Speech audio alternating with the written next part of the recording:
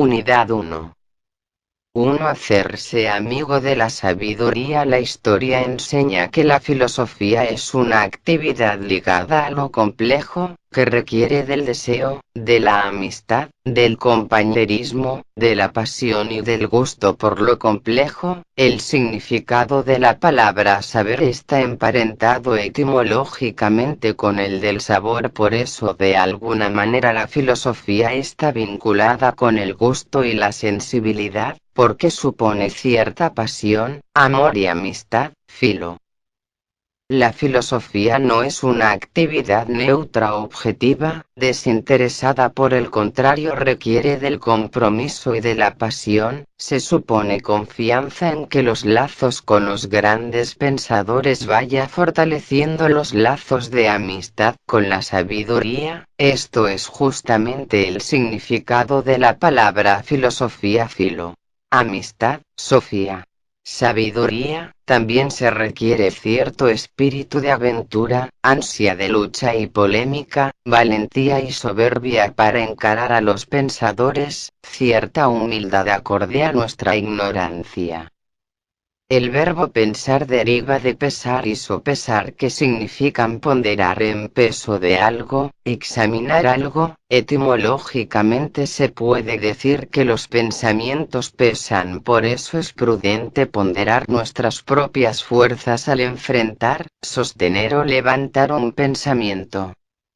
2. Elevación y conversión. No existe una introducción a la filosofía. Martin Heidegger sostiene que una introducción a la filosofía no es un tránsito de afuera hacia adentro, porque la filosofía es una actividad que permanece en la esencia del hombre, solo que no está activada. Por eso hay que despertar el pensar. Es una elevación y paralelamente una conversión de lo simple a lo complejo. Convertirse significa volcarse junto con. En este proceso Heráclito decía que no podemos bañarnos dos veces en un mismo río. Esto es así porque el río donde nos sumergimos y emergemos no es el mismo, sino también porque nosotros no somos los mismos que cuando entramos.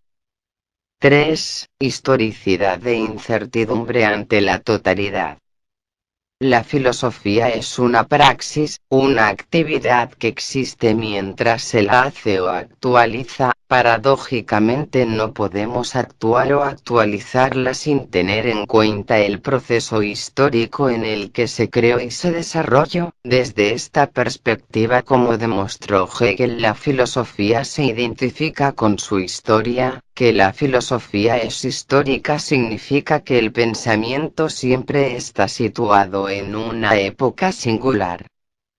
Vivimos en un mundo estallado, roto, fragmentado y dislocado, en una época paradójica, ya que al mismo tiempo que se produce una tendencia a la globalización y un modo de vida propiciado por el mercado, la ciencia y las técnicas modernas, si bien dominamos, controlamos y utilizamos las energías naturales, vapor, petróleo, electricidad, energía atómica, como así también las máquinas y las técnicas, percibimos una incertidumbre hacia la totalidad. Cuanto más riguroso es nuestro control sobre estos procesos, más inestable se vuelve el conjunto. Cuanto mayor es el dominio sobre la energía atómica, mayor es el riesgo de extinción nuclear y contaminación radioactiva. Cuanto más productivos son los procesos de trabajo, hay mayor desocupación. Cuanto mayor conocimiento sobre las lejanías del espacio exterior, más incertidumbre se genera sobre las cercanías, sobre desigualdades sociales crecientes, injusticias cotidianas. Cuanto mayor es el intento de control, mayor imprevisibilidad. Cuanto más racionales son nuestros medios, más irracionales son los fines. La racionalidad instrumental consiste en calcular los medios para alcanzar determinados fines con el menor gasto y mayor rédito posible. Es una lógica que manipula y ordena las cosas que llevada al ámbito de lo humano y social resulta inadecuada porque ordena a las personas y sujetos como cosas, ya que desde la perspectiva de la racionalidad instrumental solo se considera objetivo y de utilidad aquello que tiene una utilidad, si bien los fines con los que la ciencia y la técnica producen objetos útiles, los fines ya sean buenos o malos no son racionales sino subjetivos. Se pueden distinguir dos procesos de esta época, uno objetivo que es la fragmentación de hecho. A mayor control, mayor incertidumbre y el proceso subjetivo que es la renuncia a comprender la totalidad y su sentido. 4. El gusto por lo complejo. Es un gusto por los problemas, por las preguntas más que por las soluciones o las respuestas, está asociado a cierta tozudez o persistencia en las preguntas. En filosofía debemos aprender a no darnos por satisfechos con la primera respuesta sospechando no solo de la respuesta sino, ante todo y por sobre todo de la pregunta porque quizás la pregunta esté mal planteada. Es necesario insistir en las preguntas, sin retroceder ante la contradicción, es justamente lo que llamábamos antes proceso subjetivo por el que se ha renunciado a comprender la totalidad. En nuestra época la civilización se ha globalizado y paradójicamente hemos renunciado de pensar esa totalidad y comprender su sentido ya que sobrepasa nuestra conciencia y saber. Friedrich Nietzsche advertía que los hombres habían producido un acontecimiento para el cual no estaban preparados. Hoy los problemas son universales. Desde el descubrimiento de América los problemas de casa-pueblo son los mismos para todos, son problemas universales como la inflación, desempleo, contaminación ambiental, etc., a diferencia de los antiguos griegos que para resolver sus problemas de los asuntos comunes crearon la polis, si bien se podían aplicar a otros pueblos solo se resolvían en Grecia. En cambio hoy los problemas son universales y nadie los ha resuelto. De aquí que no nos sirven las soluciones hechas desde y para la particularidad, si pensamos desde lo particular, desde nuestras condiciones locales tenemos que partir de nuestra particularidad, pero ello no determina que las respuestas sean válidas solo para la particularidad. Si las soluciones no son válidas para todos los pueblos no quiere decir necesariamente que no hayan sido concebidas de lo particular, sino que esa solución de ese pueblo no es válida para otras soluciones de otros pueblos.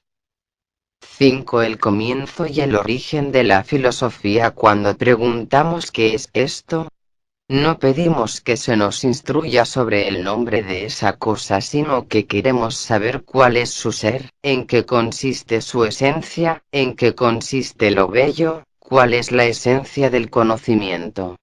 Preguntar qué es la filosofía implica remitirnos a un camino histórico que comienza cuando fue inventada. Cada vez que preguntamos qué es esto nos encontramos con una historia de la filosofía que comienza en algún lugar en las islas del mar Jónico hacia el siglo VII a.C. que se extiende hasta la actualidad. Platón y Aristóteles decía que es el asombro es la pasión, el que lleva a los hombres a filosofar.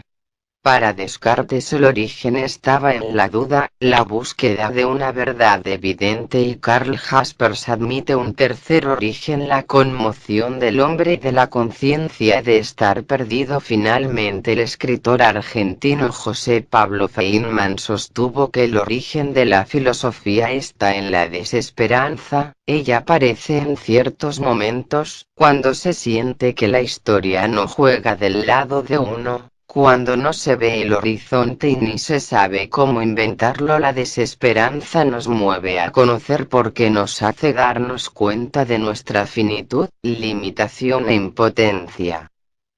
6. Polis y filosofía. Martin Heidegger dice que tanto la palabra filosofía como la pregunta ¿qué es esto? Hablan en griego. Esto quiere decir que tiene que ver con algo propio de los griegos y no se puede comprender del todo sin tomar conciencia de los que los griegos vivían.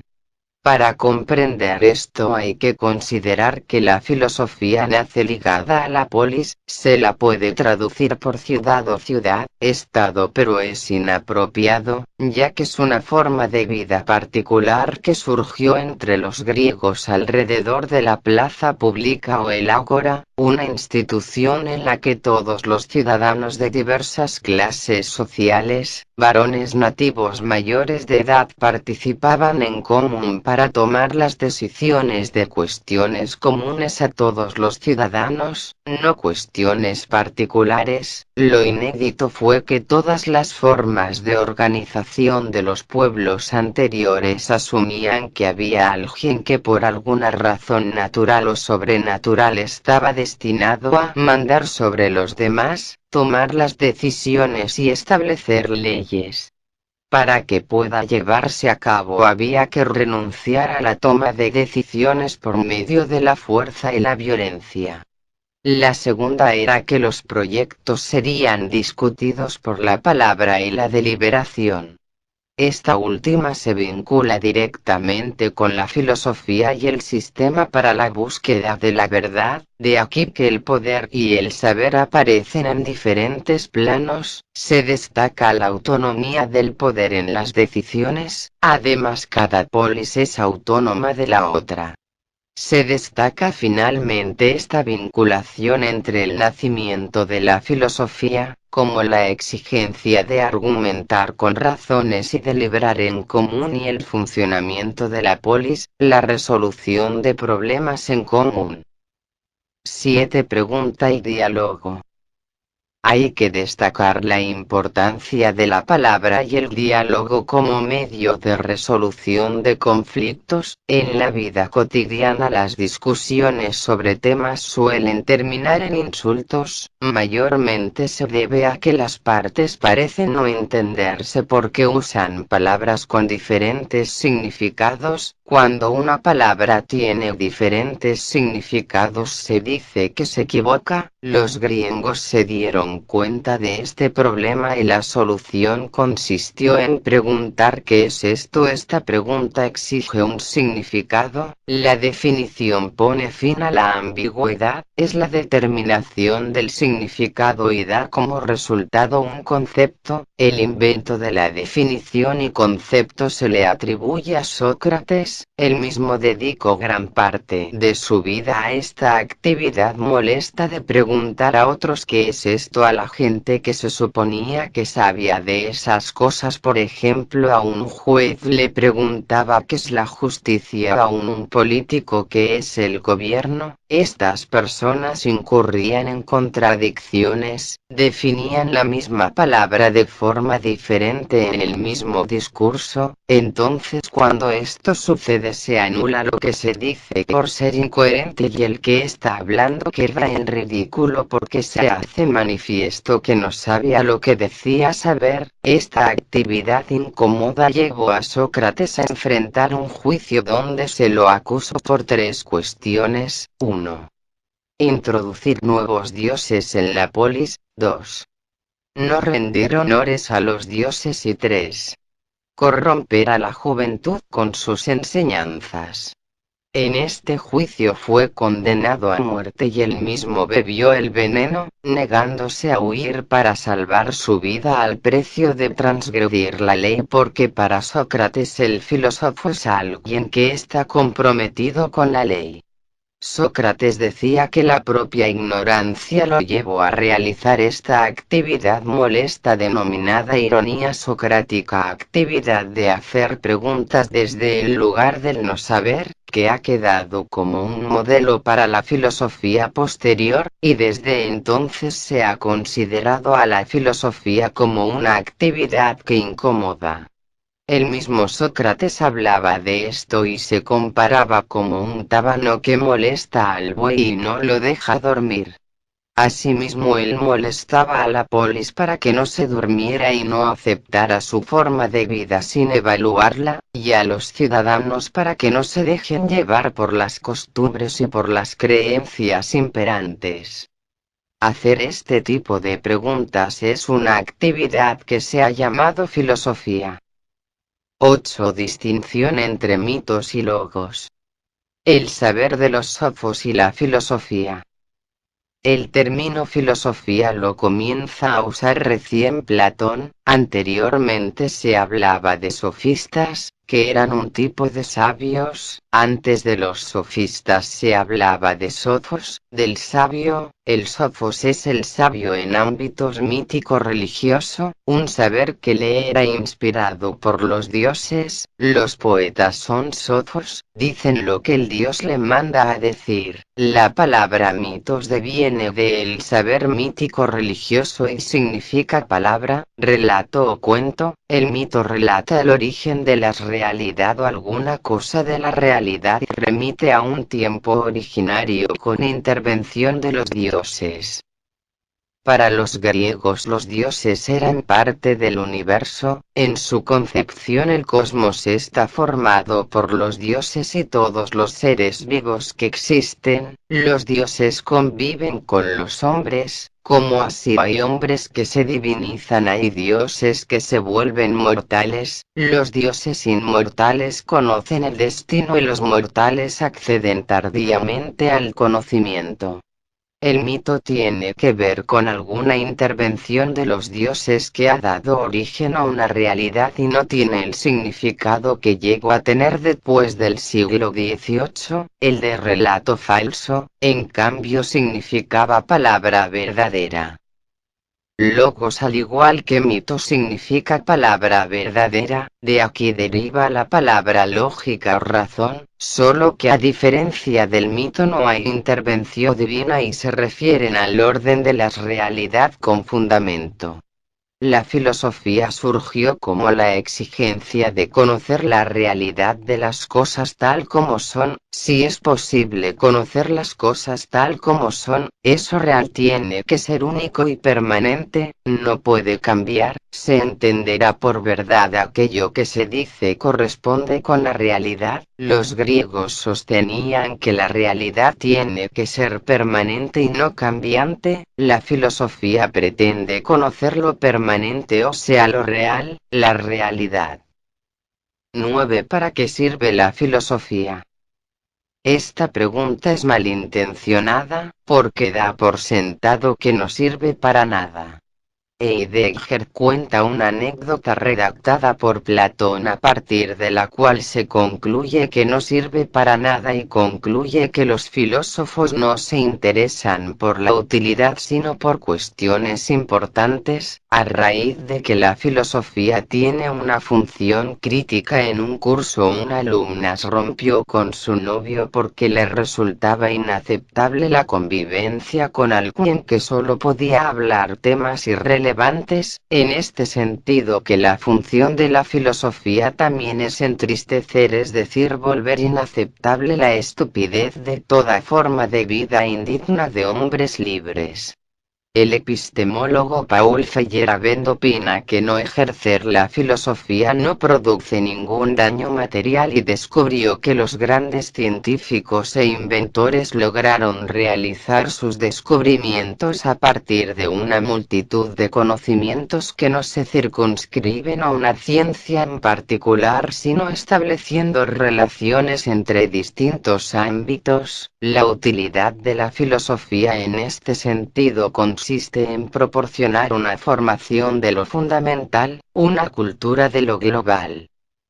10. Incomodar, entristecer, criticar. Se puede establecer que la filosofía incomoda. Los filósofos siempre han hecho demasiadas preguntas y cuestionado las formas de vida aceptadas, siempre han desacreditado las convicciones más arraigadas. Max Horkheimer decía que la función de la filosofía no es estar al servicio de alguna forma de dominación, se trata de cuestionar las formas de vida establecidas. La filosofía ha desempeñado una función crítica en la sociedad y quienes ejercen esta función suelen pasarla mal. Tomar conciencia de que se vive de una manera innoble y dominante entristece. Por eso Gilles Deleuze dice que una filosofía que no entristece o contraria a nadie no es filosofía. La estupidez que combate la filosofía es someterse a cualquier forma de dominación, incluso la de la libertad. Lectura adicional: la conciencia de la ignorancia como condición del saber. A continuación, la recreación de Platón del discurso en defensa por Sócrates ante el tribunal que lo procesó. Querefonte, en cierta ocasión cuando fue al oráculo, preguntó si había alguien más sabio que Sócrates, a lo que respondió que no. A Sócrates le llamó la atención esta afirmación, ya que no tenía conciencia de ser sabio y por eso fue al encuentro de los que eran considerados sabios y cayó en la conclusión de que él era más sabio porque estas personas creían saber algo que no sabían. En cuanto a Sócrates, no sabe, ni cree saber, y le pareció que era más sabio que él porque no sabía ni creía saber. Conciencia de ignorancia.